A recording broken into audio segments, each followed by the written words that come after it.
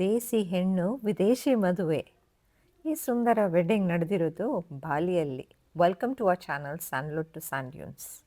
ನನ್ನ ಫ್ರೆಂಡ್ ಮಗಳ ಮದುವೆಗೆ ನಾವೆಲ್ಲರೂ ಬಾಲಿಗೆ ಬಂದಿದ್ದೀವಿ. ನಾನು, ಸಂತೋಷ್ ಹಾಗೂ ಕೆಲವು ಫ್ರೆಂಡ್ಸ್ ಇಲ್ಲಿದ್ದಾರೆ.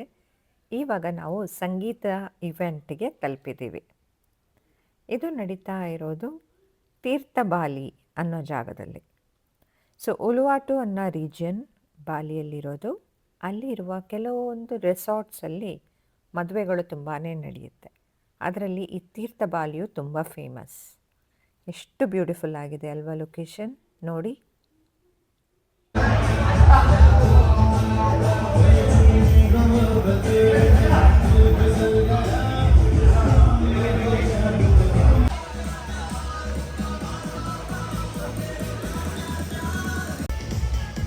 ಇಲ್ಲಿ ಸಂತೋಷ್ ನೋಡಿ ಹೀರೋ ಪೋಸ್ ಕೊಡ್ತಾ ಇದ್ದಾರೆ with beige gold outfit.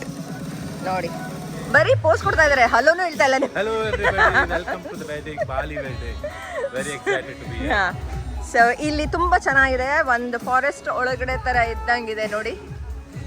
How is a greenery. ಸ್ವಲ್ಪ ಶೆಕೆ ಇದೆ ಬಟ್ ಇಟ್ ಈಸ್ ಬ್ಯೂಟಿಫುಲ್.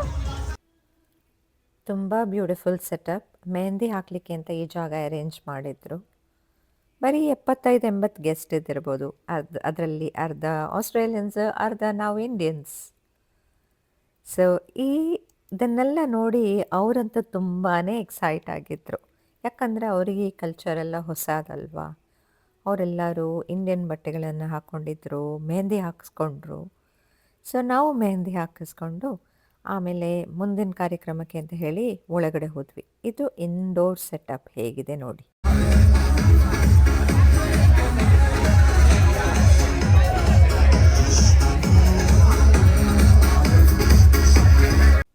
ನಮ್ಮ ಬ್ಯೂಟಿಫುಲ್ ಗಂಡು ಹೆಣ್ಣು ಬರುವ ಸಮಯ ನೋಡಿ.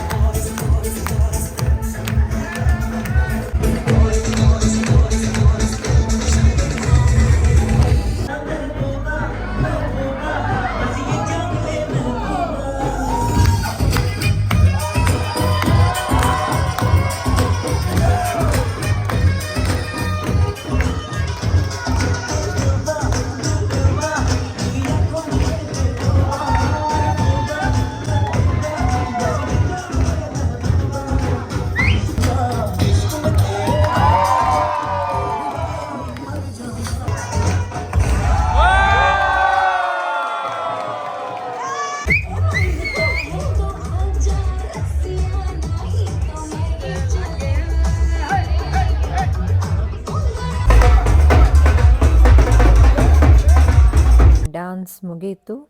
ಇವಾಗ ಇಂಡಿಯಾದಿಂದ ಪಂಡಿತರು ಬಂದಿದ್ರು. ಅವರು ಕೆಲವು ರಿಚುವಲ್ ಸ್ಟಾರ್ಟ್ ಮಾಡಿದ್ರು.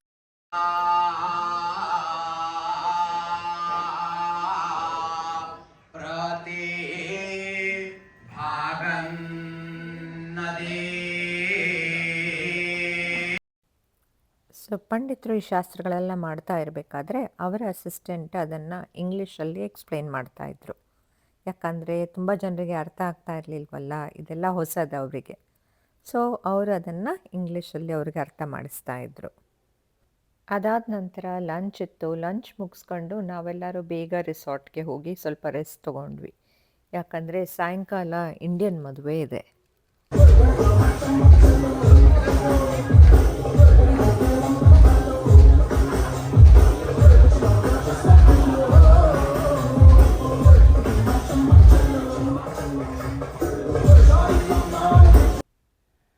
ಮದುವೆಗೆ ಹೋಗಲಿಕ್ಕೆ ರೆಡಿ ಆಗಿದ್ದೀವಿ. ಇದು ನಡೀತಾ ಇರೋದು ತೀರ್ಥಬಾಲಿ, ಸೇಮ್ ರೆಸಾರ್ಟ್, ಆದರೆ ಅಲ್ಲೇ ಇರುವ ಇನ್ನೊಂದು ಲೊಕೇಶನ್. टच करिए। अस्यामि विष्णवे लुप्तुभ्यं ब्रह्मलोक जिगीषया विश्वंभरः सर्वभूतः साक्षिण्णः सर्वदेवताः इमां कन्यां प्रदास्यामि पितॄणां तारणार्थं तुभ्यं संप्रददे।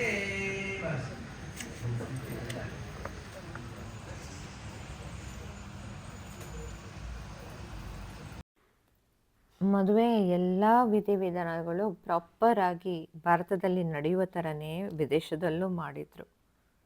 ಇದನ್ನು ನೋಡಿ ನನಗಂತೂ ತುಂಬಾ ಹೆಮ್ಮೆ ಆಯಿತು. ಆಸ್ಟ್ರೇಲಿಯನ್ ವರ ಕೂಡ ಭಾರತೀಯ ಎಲ್ಲ ಸಂಪ್ರದಾಯಗಳನ್ನು ಬಹಳ ಗೌರವದಿಂದ ಅವರು ಹೇಳಿದ ರೀತಿಯಲ್ಲೇ ಎಲ್ಲ ಮಾಡ್ತಾಯಿದ್ರು. ಆಮೇಲೆ ಎಲ್ಲ ಗೆಸ್ಟ್ಗಳು ಅಷ್ಟೇ, ಅವರಿಗೆ ಒಂದು ಕಡೆ ಆಶ್ಚರ್ಯ, ಇನ್ನೊಂದು ಕಡೆ ಇಷ್ಟೊಂದು ಡೀಪ್ ಆಗಿದೆ ಅಲ್ವಾ ನಮ್ಮ ಕಲ್ಚರ್, ಅದನ್ನು ನೋಡಿ ಅವ್ರಿಗೂ ತುಂಬ ಖುಷಿಯಾಯಿತು. ಪಂಡಿತರ ಅಸಿಸ್ಟೆಂಟು ಪ್ರತಿಯೊಂದು ವಿಧಾನಗಳನ್ನು ಏನಕ್ಕೋಸ್ಕರ ಮಾಡ್ತಾ ಇದ್ದಾರೆ, ಅದರ ಅರ್ಥವೇನಂತ ಎಲ್ಲರಿಗೂ ಇಂಗ್ಲೀಷಲ್ಲಿ ಎಕ್ಸ್ಪ್ಲೈನ್ ಮಾಡಿಕೊಡ್ತಾಯಿದ್ರು. ಭಾಷೆ ಸಂಸ್ಕೃತಿ ಎಲ್ಲ ಬೇರೆ ಬೇರೆ ಆದರೂ ಪ್ರೀತಿ ಮುಂದೆ ಎಲ್ಲ ಒಂದೇ ಅಲ್ವಾ. ವೆದರ್ ಸ್ವಲ್ಪ ಸೆಕೆ ಸ್ಟಾರ್ಟ್ ಆಗೋಯ್ತು. ರಾತ್ರಿ 7:30-8 ಗಂಟೆ ಆಯಿತು ಇದೆಲ್ಲ ಆಗೋಷ್ಟಕ್ಕೆ, ಆದರೆ ಸೆಕೆ ಸ್ಟಾರ್ಟ್ ಆಯಿತು.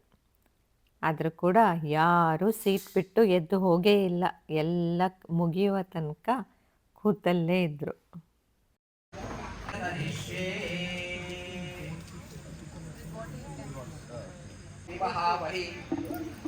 प्रजां प्रोजन्यावहि संप्रियो रोचिष्णु सुमनस्य मानौ जीवेम शरदः शताम्.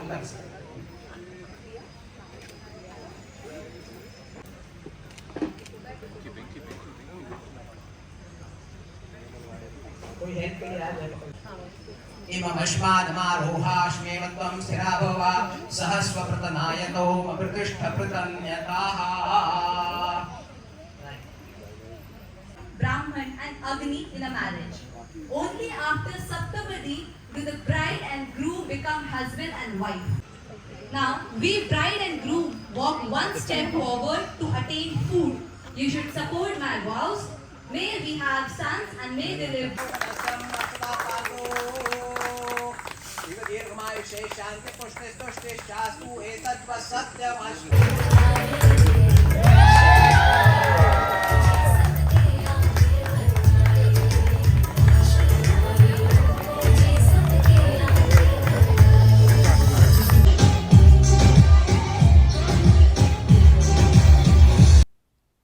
ಇವತ್ತು ಇಂಗ್ಲಿಷ್ ಮದುವೆ.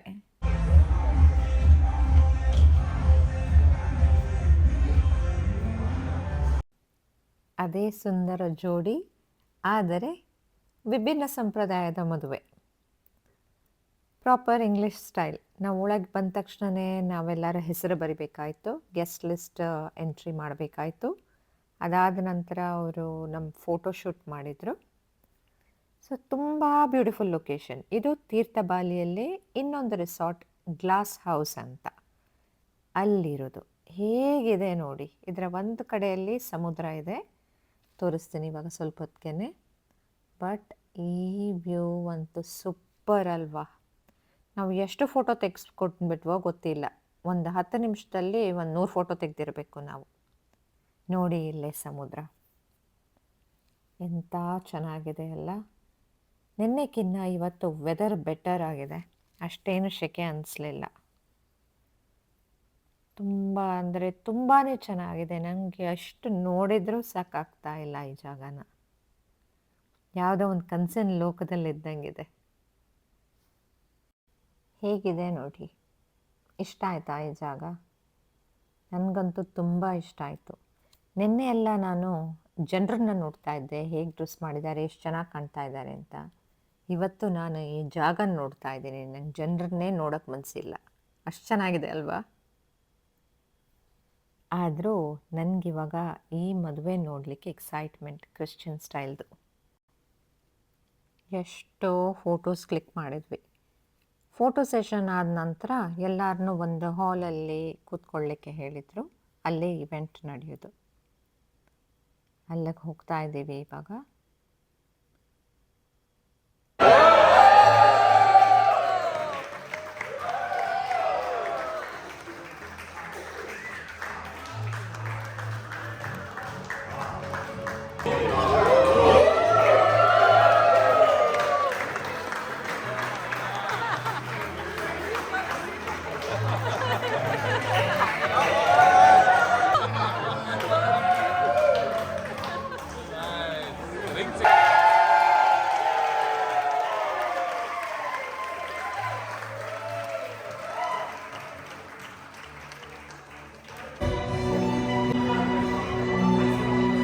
recording.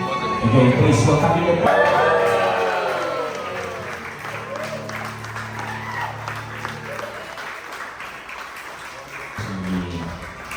people for welcoming the pride of the delegation.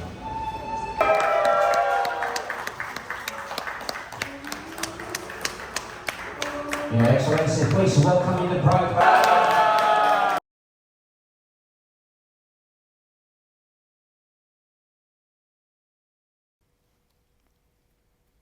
ನಮ್ಮ ಮದುವೆ ಹೆಣ್ಣಿನ ಎಂಟ್ರಿ ನೋಡಿ, ನಮ್ಮ ಮದುವೆ ಹೆಣ್ಣು ಮತ್ತು ಅವರ ತಂದೆ ಎಂಥ ಚೆನ್ನಾಗಿ ಕಾಣ್ತಾ ಇದ್ದಾಳಲ್ಲ. ಮದುವೆ ಗಂಡು ಸೂಪರ್, ಹೆಣ್ಣು ಸೂಪರ್. ಸೊ ಇವರ ಕಡೆಯಿಂದನೂ ಒಬ್ಬರು ಪ್ರೀಸ್ಟ್ ಬಂದಿದ್ದರು. ಅವರು ಎಲ್ಲ ರಿಚುವಲ್ಸ್ನು ಕ್ರಿಶ್ಚಿಯನ್ ವೆಡ್ಡಿಂಗ್ ಪ್ರಕಾರ ಮಾಡಿದರು. ಒಂದು 45 ನಿಮಿಷ ಅಷ್ಟಕ್ಕೆ ಮುಗೀತು ಇದು. One day when the love we share becomes bigger than the two of us, I vow to raise children who laugh often, know how to forgive and cherish the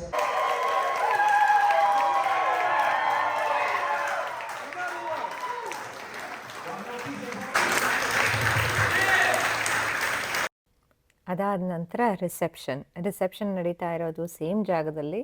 ಅದರಿಂದ ನಾವೆಲ್ಲರೂ dress change ಮಾಡಿಕೊಂಡು ಅಲ್ಲಿಂದನೇ ಮತ್ತೆ ಬಂದು ಒಂದೊಂದಷ್ಟು photos. ರಾತ್ರಿ ಆಗ್ತಾ ಇದ್ದಂಗೆ ಈ ಜಾಗ ಅಂತೂ ಇನ್ನೂ ಬ್ಯೂಟಿಫುಲ್ಲಾಗಿ ಕಾಣ್ತಾ ಇತ್ತು.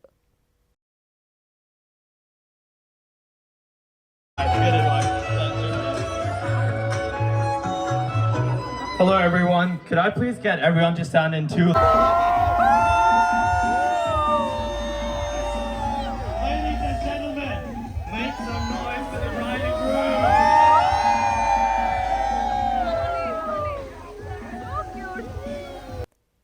ಇವಾಗ ಡಿನ್ನರ್ ಟೈಮ್.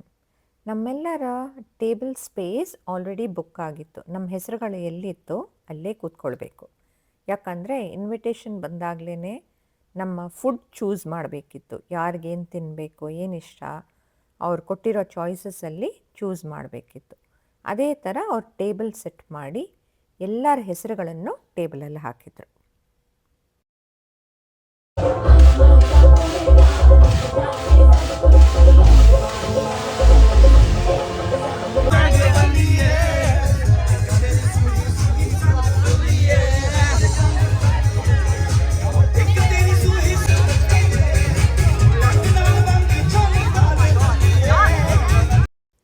ಇದೇ ನಮ್ಮ ಬ್ಯೂಟಿಫುಲ್ ವೆಡ್ಡಿಂಗ್ ಎಕ್ಸ್ಪೀರಿಯನ್ಸ್ ಬಾಲಿಯಲ್ಲಿ. ಹೋಪ್ ನಿಮಗಿದು ಇಷ್ಟ ಆಗಿರ್ಬೋದು ಅಂತ ಅಂದ್ಕೊಳ್ತೀನಿ. Thank you for watching. Take care. ಎಲ್ಲದರಿಂದ ನನಗೆ